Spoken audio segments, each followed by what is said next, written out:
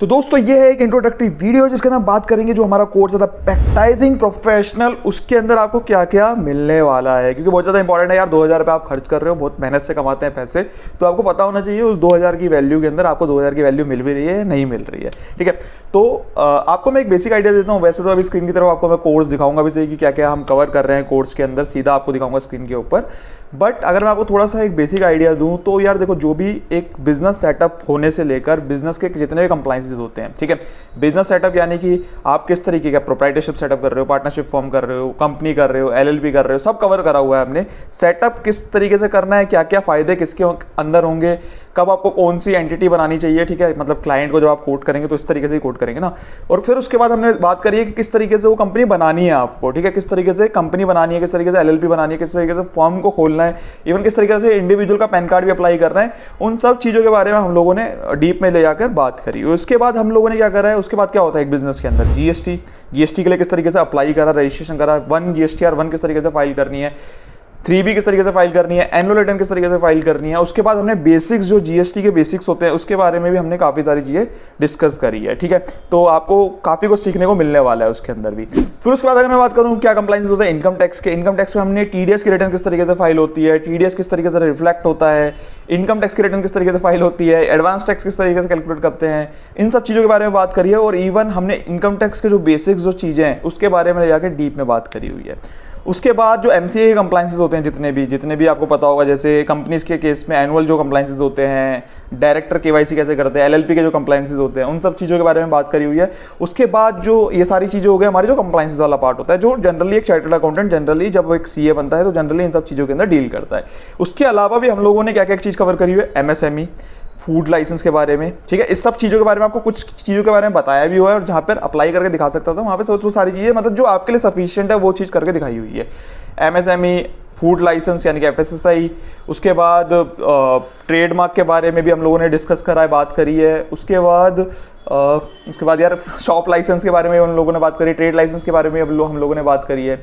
और उसके बाद इवन हम लोगों ने आईएसओ जो सर्टिफिकेशन होता है उसके बारे में बात करी हुई है कि वो किस तरीके से मिलता है, और उसके बारे में बेसिक डिस्कशन करा हुआ है। तो ये सब चीज़ें आपको देखने को मिलेगी जब आप कोर्स को ज्वाइन करेंगे। तो एक काम करते हैं, बिना टाइम वेस्ट करे थोड़ा सा एक बार मैं आपको स्क्रीन के ऊपर दिखा भी देता हूँ कोर्स किस तरीके से दिखेगा और आपको क्या क्या कंटेंट उसमें मिलने वाला है। तो चलते हैं स्क्रीन की तरफ और बात करते हैं और समझते हैं। तो मैं आपको फटाफट से कंटेंट दिखा देता हूँ, ज़्यादा टाइम नहीं लेंगे हम लोग, फटाफट से आपको चीज़ें दिखा देता हूँ। तो अगर आपके पास यहाँ पे स्क्रीन पे देख रहे हैं तो यहाँ पर देखो, सबसे पहले क्या है, कोर्स कंटेंट जो है वो मैंने एक्सप्लेन करा हुआ है। मतलब एक स्टोरी की तरह हम लोगों ने, जैसे आपको पता ही है मेरी जो मेथोलॉजी रहती है, भैया बोर नहीं होना चाहिए बंदा, स्टोरी की तरह पहले मैंने आपको समझा दिया कि कोर्स किस तरीके से करेंगे। भैया ऐसा क्यों मूव बना रहा हूँ मैं थोड़ा सा, ठीक है दोस्तों। तो इसके अंदर क्या है कि आपको पहले कोर्स के थ्रू मैंने, मतलब जो ये कंटेंट है उसको एक्सप्लेन करा हुआ है कि किस तरीके से कंटेंट मिलेगा आपको स्टोरी की तरह। मतलब कि इसमें क्या है, स्टोरी की तरह कहने का क्या मतलब है कि हम किस तरीके से कैसे कैसे चीज़ें करते हैं। मतलब एक बिजनेस खड़ा होता है, मतलब बिजनेस बनता है, उसके बाद बिजनेस बनने के बाद उसके कंप्लाइंसेस किस तरीके से होते हैं, इनकम टैक्स के, जीएसटी के, एक स्टोरी की तरह हम लोगों ने पहले उसको कवर करके समझा रखा है यहाँ पे। ठीक है, तो आपको मैं दिखाता हूँ एक बार। तो कैसे है आप कॉमर्स प्रोफेशनल का रोल होता है, या फिर एक सी के बाद में क्या करूंगा, मैं अपना बिजनेस स्टार्ट करूंगा, ठीक है। उसके बाद जब मैंने इनकॉर्पोरेट कर ली, अब मैं क्या करूंगा, या सेल या परचेज करूंगा, ठीक है, सेल परचेज करूंगा, सर्विसेज लूंगा। तो जब मैं सेल और परचेज करूंगा कोई चीज, तो क्या होगा, एक तो मेरे को क्या करना पड़ेगा उसके ऊपर कुछ ना कुछ, जब मैं परचेज करूँ। आवाज क्वालिटी आपको हो सकता है थोड़ी सी दिक्कत दिखाई दे रही हो, बट ऐसा नहीं, क्वालिटी खराब है, क्वालिटी बहुत बढ़िया है। अभी क्या है कि क्योंकि ये माइक जो है, जो मैंने लगा रखा है अपना माइक, ये वाला माइक, इसी से ये सुन रहा है, तो हो सकता है इसलिए आपको सुनाई तो दे रहा होगा, बट यहाँ पे कंटेंट बताने की कोशिश है, कंटेंट किस तरीके से है, तो बस लेकिन क्वालिटी हो सकता है थोड़ी बहुत ऊपर नीचे हो। तो उसके लिए मुझे क्या करना पड़ेगा, सेल्स करूंगा। अगर मेरा टर्नओवर या फिर जो भी मेरी थ्रेशोल्ड लिमिट है अगर उसको क्रॉस कर रहा है, तो सबसे पहले तो मेरे को क्या करना पड़ेगा, जीएसटी रजिस्ट्रेशन के लिए अप्लाई करना पड़ेगा। ठीक, तो पूरा का पूरा इस तरीके से कोर्स को पहले एक्सप्लेन करा मैंने, 8 मिनट के अराउंड की वीडियो है जिसके अंदर पूरा कोर्स एक्सप्लेन करा है, कहानी सुनाते हुए कि बिजनेस एक्चुअली में एक कहानी हम लोगों ने ली और उसको बिजनेस को पूरा एक्सप्लेन करा कि बिजनेस एक्चुअली रन किस तरीके से होता है, उसमें कंप्लाइंसेस किस तरीके से होते हैं। ठीक है, उसके बाद हम लोगों ने समझा कि अगर आप बिजनेस स्टार्ट करते हैं तो किस किस तरीके से स्टार्ट कर सकते हैं। जैसे प्रोप्राइटरशिप स्टार्ट ले सकते हैं आप, प्रोप्राइटरशिप ले सकते हैं, या फिर एलएलपी कर सकते हैं, कॉर्पोरेट बना सकते हैं। तो उन सब चीज़ों के बारे में हम लोगों ने बात करी है कि आपको किस समय पे कौन सा चीज़ सेलेक्ट करनी चाहिए। तो पूरा डिटेल में सबसे पहले हम लोगों ने समझा, क्योंकि एज अ प्रैक्टाइजिंग प्रोफेशनल अगर आपके पास क्लाइंट आता है तो भैया क्लाइंट को पता होना चाहिए ना, मतलब आपको एटलीस्ट पता होना चाहिए कि कौन सा कब किसके लिए क्या बेनिफिशियल रहेगा। तो उन्हीं सब चीज़ों के बारे में सबसे पहले हम लोगों ने बात करी कि किस तरीके से कौन सी चीज़ को कैसे कब स्टैब्लिश करना है। ठीक है, लो दोस्तों, होता है पार्टनरशिप फर्म का क्या मतलब होता है, एक एलएलपी के अंदर क्या फर्क होता है, ठीक है, एक प्राइवेट लिमिटेड में क्या फर्क होता है, तो इन सब चीजों के बारे में बात करेंगे। और वहीं अगर मैं बात करूं ओपीसी की 1% कंपनी पार्टनरशिप फर्म जो लोग बना रहे हैं, वो बोलते हैं कि हमें प्रॉपर पूरे लीगल के सामने लीगली सारी चीजें चाहिए, ठीक है। तो उस केस में क्या होता है, मतलब ये क्या होता है, नोटराइज वाली। तो सारी चीज आपको एक्सप्लेन करिए सबसे पहले, ठीक है, 2 पार्ट के अंदर, तो 1 और 2 पार्ट के अंदर एक्सप्लेन करा है। उसके बाद जब आप सेलेक्ट कर लोगे कि यार मेरे को ये बिजनेस एंटिटी बनानी है, मेरे को पार्टनरशिप फर्म बनानी है, कॉर्पोरेट बनानी है या फिर एलएलपी बनानी है, उसके बाद किस तरीके से बनानी है उस सब चीज़ों के बारे में बात करो। जैसे पहले किस तरीके से कंपनी बनानी है आपको, ठीक है, तो उन सब चीज़ों पहले कंपनी के बारे में बात करी। हेलो दोस्तों, क्या हाल है आप लोग। आपको समझा रखा है पूरा, यहाँ पे देखेंगे आप, तो पूरा का पूरा समझा रखा है कि कंपनी आपको किस तरीके से बनानी है, एक्चुअल में किस तरीके से आपकी कंपनी बनेगी, पूरा प्रोसेस समझा रखा है कि कंपनी इनकॉर्पोरेट किस तरीके से होगी। तो 2 पार्ट के अंदर डिवाइड करा हुआ है। उसके बाद जो भी रिक्वायर्ड अटैचमेंट थी जो मैंने इसके अंदर बोली है, वो अटैचमेंट आपको दे रखी है। उसके बाद किस तरीके से सेम ऐसी जैसे कंपनी का बता रखा है वैसी एलएलपी किस तरीके से बनानी है, वो एलएलपी पूरी इनकॉर्पोरेट किस तरीके से करनी है, वो समझा रखा है, ठीक है। तो उसके बाद जब आप ये बना लोगे, उसके बाद जो एलएलपी के बारे में बात होगी, यहाँ कंपनी के बारे में बात होगी। नेक्स्ट हमारी जो बात है वो है पार्टनरशिप फर्म और इंडिविजुअल किस तरीके से स्टैब्लिश होते हैं, ठीक है। पार्टनरशिप फर्म में किस तरीके से पूरा प्रोसेस होता है, पैन लॉगिन किस तरीके से बनता है इनकम टैक्स के ऊपर, वो सब चीजें यहाँ पे बता रखी है। तो आपको दिखा देता हूँ एक बार। हेलो दोस्तों, वेलकम। फॉर्मेट दिखाता हूँ, देखो। तो ये क्या है, ये फॉर्मेट है। इसके अंदर अगर आप देखोगे कि डीड किस तरीके से बनेगी आपकी, मतलब पूरा A to Z सारा प्रोसेस बता रखा है। जैसे अगर आप कंपनी का देखो तो कंपनी का पूरा A to Z process, partnership firm का देखोगे तो पार्टनरशिप फर्म का डीड बनाने से लेकर आपका पैन कार्ड अप्लाई करने तक आप देखोगे। तो डीड जब आप बना लोगे उसके बाद पैन कार्ड किस तरीके से अप्लाई करना है वो भी समझा रखा है। देखो आप पैन कार्ड हम अप्लाई कर रहे हैं, पैन कार्ड आने के बाद इवन पूरा दिखा रखा है आपको, पेमेंट वेमेंट करके सब कुछ दिखा रखा है, ठीक है। तो यहाँ पर आपको यहाँ पे फिर उसके बाद लॉगिन किस तरीके से क्रिएट करना है इनकम टैक्स के पोर्टल के ऊपर, ये सब चीज़ आपको दिखाने के बाद आगे जब आप जब इनकॉर्पोरेट कर लोगे उसके बाद बारी आएगी जीएसटी की, ठीक है। तो जीएसटी के अंदर किस तरीके से, सबसे पहले आपको बेसिक समझाया पहले जीएसटी के बारे में। तो सबसे पहले आपको बेसिक चीज़ें की अंडरस्टैंडिंग दी कि जीएसटी में किस तरीके से क्या चीज़ें होती हैं, ठीक है। बेसिक सब कुछ पूरा बता दिया कि किस तरीके से चलता है जीएसटी। प्यारे दोस्तों, चीजें हैं आप या तो नॉर्मल टैक्स पेयर की तरह अप्लाई, ठीक है। उसके बाद जब आप ये समझ जाओगे जीएसटी के बेसिक्स जब समझ जाओगे, ठीक है, प्रैक्टिकल वे में बता रखी हैं सारी चीज़ें। ऐसा नहीं है कि मैं कोई थ्योरेटिकली आपको समझा रहा हूँ, थ्योरेटिकली आप यार पढ़ चुके होंगे, ठीक है। प्रैक्टिकल जो चीज़ें होती हैं वो चीज़ आपको बता रखी है, और जो इंपॉर्टेंट चीज़ है, फालतू की चीज़ों के बारे में नहीं गए हम लोग। उसके बाद फिर किस तरीके से जीएसटी रजिस्ट्रेशन का अप्लाई करना है वो सब चीज़ों के बारे में बता रखा है। तो दोस्तों सबसे पहले ऑप्शन आएगा, तो जैसे ही आप इस पर क्लिक करोगे आप अपना जो फॉर्म है वो पूरा का पूरा, ठीक है। तो उसके बाद किस तरीके से जीएसटी अप्लाई करना है वो सब चीज़ें बता रखी है। जीएसटी पूरा प्रोसेस किस तरीके से आपको पूरा अप्लाई करना है, ठीक है। जीएसटी जब आपने अप्लाई कर दिया उसके बाद आपको रिटर्न फाइलिंग करनी होगी GSTR-1, ठीक है। GSTR-1 किस तरीके से फाइल करनी है। उसके बाद आपको GSTR-3 भी किस तरीके से फाइल करनी है, उस सब चीज़ों के बारे में बता रखा है। उसके बाद आपको एनुअल रिटर्न किस तरीके से फाइल करनी है, GSTR-3 भी।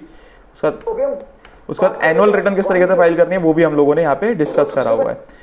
तो उसके बाद जब आप जीएसटी कवर कर लोगे उसके बाद हम आएंगे इनकम टैक्स के अंदर। तो इनकम टैक्स के अंदर आप देखोगे सबसे पहले अगेन वही, यहाँ पर सबसे पहले मैंने आपको बेसिक्स ऑफ इनकम टैक्स बता रखा है जो आपके लिए इंपॉर्टेंट है समझना, ठीक है। सारा का सारा जो बेसिक्स है वो कवर करा है आपका, जो बेसिक अंडरस्टैंडिंग आपके लिए इंपॉर्टेंट है, ठीक है। तो सबसे पहले हमने वो चीज़ कवर करी।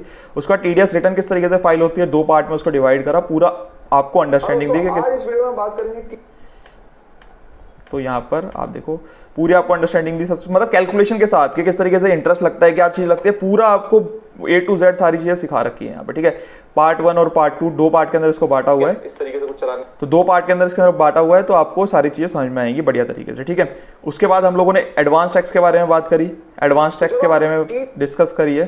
टीसीएस के बाद हम बात कर लेते हैं एडवांस टैक्स। अब उसके बाद जब आप एडवांस टैक्स के बारे में समझ जाओगे उसके बाद हम लोगों ने इनकम टैक्स रिटर्न के बारे में बात करी है। दोस्तों क्या हाल है, तो आज के इस वीडियो में बात करने वाले हैं हम आईटीआर यानी कि इनकम, ठीक है। तो ये सारी चीज कवर करी हुई है। आई थिंक इससे ज़्यादा और क्या एक्सपेक्ट करोगे यार, एज अ प्रोफेशनल आपको ये सारी चीज़ें इंपॉर्टेंट है, ठीक है। 2 पार्ट के अंदर डिवाइड करा हुआ है। इनकम टैक्स रिटर्न किस तरीके से फाइल होती है वो सारी चीज़ों के बारे में हमने इसके अंदर बात करी हुई है। उसके बाद जो आपके एमसीए के कंप्लाइंसेज होते हैं यानी कि DIR, डायरेक्टर KYC, एनुअल जो फाइलिंग होती है AOC 4, NGT 7, ठीक है, उन सब चीज़ों के बारे में बात करी हुई है। पहले हमने समझ रखा है पहले पार्ट के अंदर कि किस तरीके से क्या चीज़ें होती हैं, ठीक है। उसके बाद आपके जो जितने भी आपके कंप्लाइंसेस है वो सारे हमने कवर करे हैं। उसके बाद जितने भी आपकी अटैचमेंट रिक्वायर्ड थी वो सारी की सारी अटैचमेंट यहाँ पे आपको दे दी है। उसके बाद LLP के कंप्लाइंसेस के बारे में बात करी हुई है। उसके बाद ये सारी जब कंप्लाइंसेस खत्म हो जाएंगे, ठीक है, ये सारे जो कंप्लाइंसेस खत्म हो जाएंगे, उसके बाद आखिरी में जो आपके लिए इंपॉर्टेंट चीज़ें हैं, ठीक है, यहाँ पर अगर आप देखोगे FSSAI जो है, फूड लाइसेंस जो है, उसके बारे में हम लोगों ने बात करी हुई है। उसके जो डॉक्यूमेंट्स जो नीडेड थे इसके अंदर वो लगा दिए। उसके बाद यूडिन, अगर आप CA, CS या CM में किस तरीके से यूडिन जनरेट करना है उसके बारे में हम लोगों ने यहाँ तक की बात करी हुई है। EPF और ESI के बारे में बात करी हुई है, ISO के बारे में बात करी हुई है, MSME के बारे में बात करी हुई है, शॉप एंड ट्रेड लाइसेंस के बारे में बात करी हुई है। एक ट्रेडमार्क की वीडियो जो है वो अपलोड हो रही है अभी, तो अभी जब मैं वीडियो बना रहा हूँ, तो उसके अलावा बाकी सब हमारा काम हो गया है। आपको जब कोर्स जब परचेस करोगे तो ट्रेडमार्क की वीडियो भी आपको इसमें दिखाई देगी। तो उसके अलावा बाकी जो चीज़ें हैं वो सारी ऑलरेडी अपडेटेड है, अपलोडेड है इसके अंदर। तो बाकी बस इसके अंदर ये सारी चीज़ें हैं, और मतलब इससे ज़्यादा यार और क्या आप सीखोगे इसके अंदर एज अ प्रैक्टिसिंग प्रोफेशनल। आपके लिए जो इंपॉर्टेंट जितनी चीज़ें थी वो सारी इसके अंदर कवर कर दी है, ठीक है। आपको बड़ा मजा आने वाला है सीखने को, मैं बता रहा हूँ आपको सीखने को काफ़ी कुछ मिलने वाला है। आप उस चीज़ की टेंशन मत लो, सीखने को काफ़ी कुछ मिलने वाला है आपको इसके अंदर। और इंपॉर्टेंट जितनी चीज़ें हैं उस सब चीज़ों के बारे में बात करा हुआ है। ऐसा नहीं आप सोचो कि यार मैं इसको देख लूँ उसके बाद भूल जाऊँ। इंपॉर्टेंट जितनी चीज़ें हैं उन सब चीज़ों के बारे में डिस्कशन करा हुआ है, ठीक है।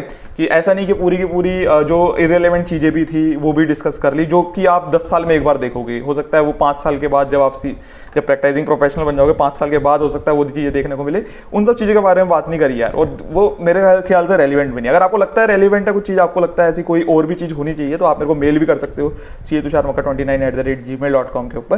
तो उसको भी हम कवर कर लेंगे अगर मेरे को लगेगा कि रेलिवेंट है तो। मेरे हिसाब से जो इंपॉर्टेंट जितनी चीज़ें हैं एज अ प्रैक्टिसिंग प्रोफेशनल वो सारी चीज़ें हम लोगों ने यहाँ पे कवर कर ली है। इसके अलावा आई डोंट थिंक ये कोई और है, बट स्टिल जैसे मैंने आपको बोला आप मेरे को मेल करके बता सकते हो। बस यार यही चीज़ था, यही पर्पस था आपको बताने का, जो चीज़ें हैं इसके अंदर, जो इंपॉर्टेंट जो चीज़ें हैं। बाकी होपफुली आपको समझ में आया होगा कि क्या क्या आपको मिलने वाला है। और अगर आपको पसंद आए तो यार ज़रूर बाय करना लेक्चर को। बाकी मैं मिलता हूँ आपको लेक्चर के अंदर। Thank you so much.